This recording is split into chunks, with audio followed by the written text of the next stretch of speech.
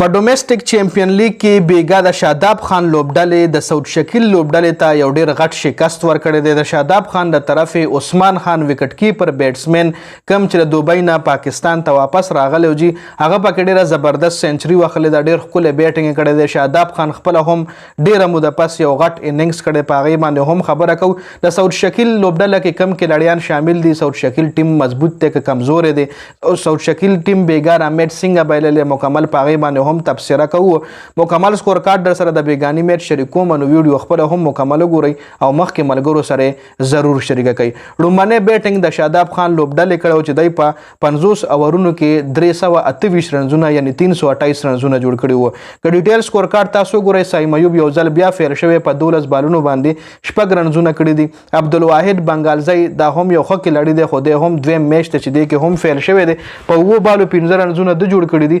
عمر صدیق چې کم دی د په 39 بالونو باندې 30 رنزونه جوړ کړي چې دا غریب رن آوټ شوی دی.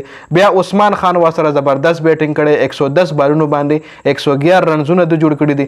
مبصر خان فیل شوی 15 بال 6 رنزونه.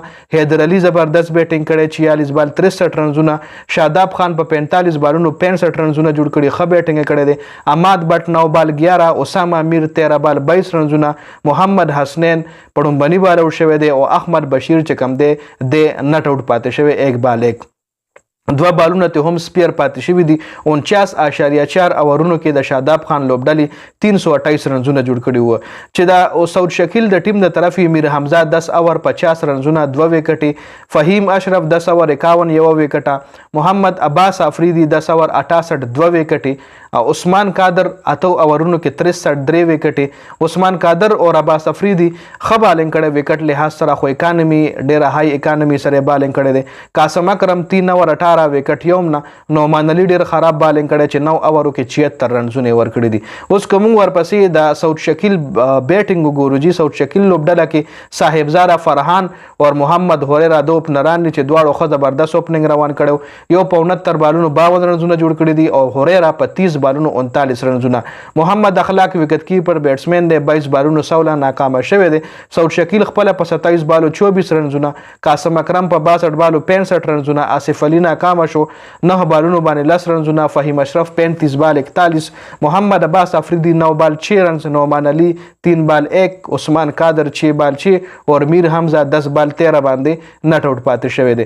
په 47 اورونو کې د سعود شکیل لوبډلې 278 رنزونه جوړ کړل. په 47 اورونو کې ټوټل ټیم آوټ شوی دی.